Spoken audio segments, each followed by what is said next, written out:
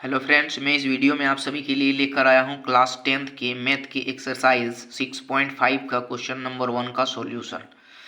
तो इसके पहले समकोण त्रिभुज को समझ लेते हैं। तो जिस त्रिभुज का एक कोण 90 डिग्री होता है वो समकोण त्रिभुज कहलाता है। तो समकोण त्रिभुज में जो 90 डिग्री के सामने वाले भुजा होता है वो कर्ण होता है और आधार और लंब कोण के हिसाब से बदलते रहता है। जैसे यहाँ कोण ए का बात करेगा तो इसके सामने ये हो जाएगा, ये इसका लंब हो जाएगा। अगर कोण सी का बात करेगा तो ये लंब हो जाएगा। तो कोण के हिसाब से लंब और आधार बदलते रहता है। तो 90 डिग्री के सामने वाले भुजा को कर्ण कहते हैं। समकोण त्रिभुज में जो सबसे लंबी भुजा होती है वो कर्ण होता है। समकोण त्रिभुज में कर्ण सबसे लंबी भुजा होती है। इसमें पाइथागोरस प्रमेय।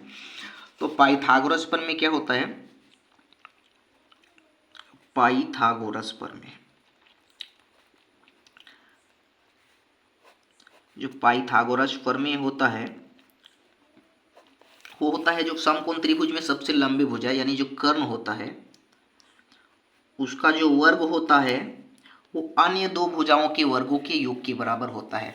जैसे यहाँ आधार का स्क्वायर करेंगे, आधार स्क्वायर प्लस लंब स्क्वायर, इसको लिख सकते हैं। तो ये पाइथागोरस प्रमेय है। अब क्वेश्चन को बना लेते हैं। जैसे क्वेश्चन नंबर 1 यहाँ दिया हुआ है, कुछ त्रिभुज की भुजाएं नीचे दी गई है, निर्धारित कीजिए कि इनमें से कौन कौन से त्रिभुज समकोण त्रिभुज है। इस स्थिति में कर्ण की लंबाई भी लिखिए। तो यहाँ सबसे लंबे भुजा 25 सेंटीमीटर दिया हुआ है। तो सबसे पहले इसमें चेक कर लेते हैं कि ये समकोण त्रिभुज है या नहीं है। तो यहाँ लिखेंगे हल। अब पाइथागोरस प्रमेय से इसको पाइथागोरस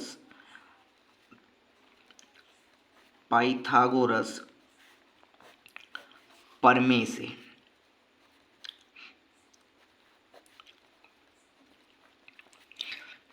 तो पाइथागोरस प्रमेय जो होता है वो होता है कर्ण स्क्वायर बराबर आधार स्क्वायर प्लस लंब स्क्वायर।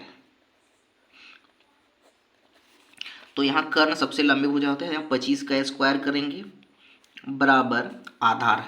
इसमें से किसी एक को आधार मानेंगे, किसी को लंब। तो यहाँ 7, आधार की जगह में यहाँ 7 ले लेते हैं। तो 7 का स्क्वायर प्लस लंब की जगह में है 24 सेंटीमीटर है तो 24 का स्क्वायर कर देंगे। तो 25 का स्क्वायर करेंगे, 25 गुना 25 करेंगे तो यहाँ 625 आ जाएगा बराबर 7 का स्क्वायर यहाँ करेंगे, इसका स्क्वायर करेंगे तो यहाँ आ जाएगा 49 प्लस यहाँ 24 का स्क्वायर करेंगे तो यहाँ आ जाएगा 576। इधर 625 बराबर इधर जोड़ेंगे 9 6 15 के 5 हासिल 1, 7 4 11 1 12 के 2 हासिल 5 4 1 6 हो जाएगा। तो दोनों साइड इधर बराबर आया तो हम लिखेंगे अतः दोनों तरफ अगर बराबर आ रहा है तो ये समकोण त्रिभुज है। अतः यह लिख देंगे अतः यह समकोण त्रिभुज है। लिखेंगे अतः यह समकोण त्रिभुज है, समकोण त्रिभुज है। अब कर्ण की लंबाई भी लिखने के लिए बोला है तो यहाँ लिखने कर्ण की लंबाई, कर्ण बराबर यहाँ हो जाएगा सबसे लंबी भुजा 25 सेंटीमीटर है तो यहाँ 25 सेंटीमीटर, ये इसका आंसर हो जाएगा। अब दूसरा क्वेश्चन को बना लेते हैं। तो यहाँ लिखेंगे पाइथागोरस प्रमेय से। तो लिखेंगे पाइथागोरस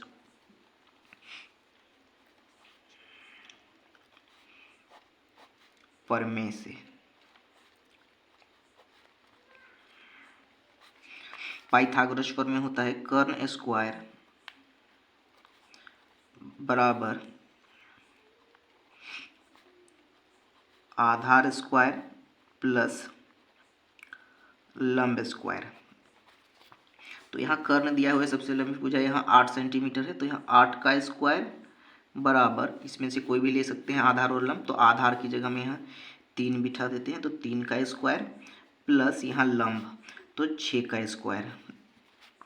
8 का स्क्वायर यहाँ आ जाएगा 64 बराबर 3 का स्क्वायर इधर 9 आ जाएगा प्लस 6 का स्क्वायर 6 गुना 6 करेंगे तो 36 आ जाएगा। तो यहाँ 64 बराबर 36 और 9 जोड़ेंगे तो यहाँ 45 आ जाएगा। तो ये दोनों बराबर नहीं है, अतः लिख देंगे अतः यह समकोण त्रिभुज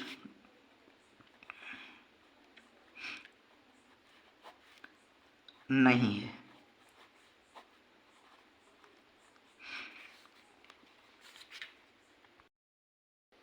अब तीसरा क्वेश्चन को बना लेते हैं।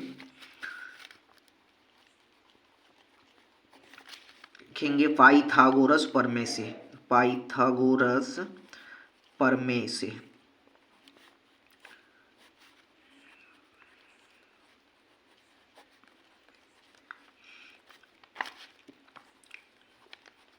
कर्ण स्क्वायर बराबर आधार स्क्वायर प्लस लंब स्क्वायर। तो यहाँ सबसे लंबे भुजा यहाँ दिया हुआ है 100, तो यहाँ लिखेंगे 100 का स्क्वायर बराबर आधार यहाँ 50 लिख देंगे, 50 का स्क्वायर प्लस यहाँ 80 है तो यहाँ 80 का स्क्वायर लिख देना है। तो 100 का स्क्वायर करेंगे तो 10,000 आएगा बराबर 50 का स्क्वायर करेंगे, 2 बार गुना करेंगे तो यहाँ आएगा 2500 प्लस 80 का स्क्वायर करेंगे तो 64 6400 यहाँ आ रहा है। तो इधर 10,000 बराबर यहाँ इसको जोड़ देना है, 0 के 0 0 और 0 जोड़ेंगे तो 0 5 और 4 9 यहाँ 6 और 2 8 8,900 आ रहा है। दोनों बराबर नहीं है, अतः लिख देंगे ये समकोण त्रिभुज नहीं है। अतः यह समकोण त्रिभुज नहीं है, अतः यह समकोण त्रिभुज नहीं है।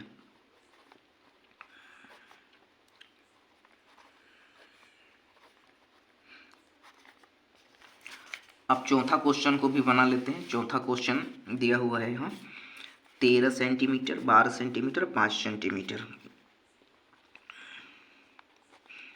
तो इसको भी इसी प्रकार बना लेंगे। लिखेंगे पाइथागोरस प्रमेय से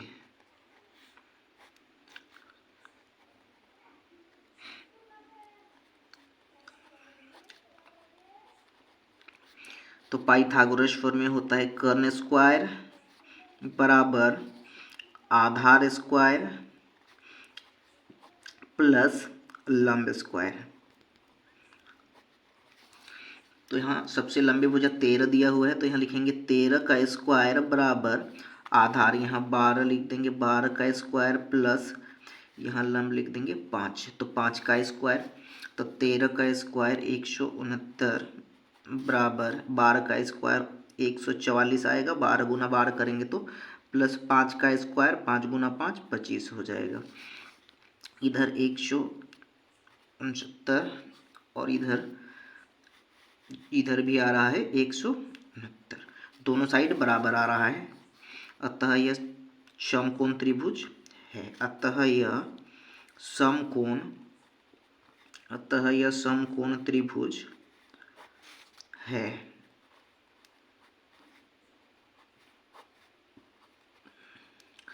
अब समकोण त्रिभुज है तो इसमें कर्ण की लंबाई भी लिखना है, तो कर्ण बराबर यहाँ हो जाएगा, कर्ण बराबर यहाँ कर्ण सबसे लंबी भुजा होता है तो 13 सेंटीमीटर है तो यहाँ 13 सेंटीमीटर हो जाएगा।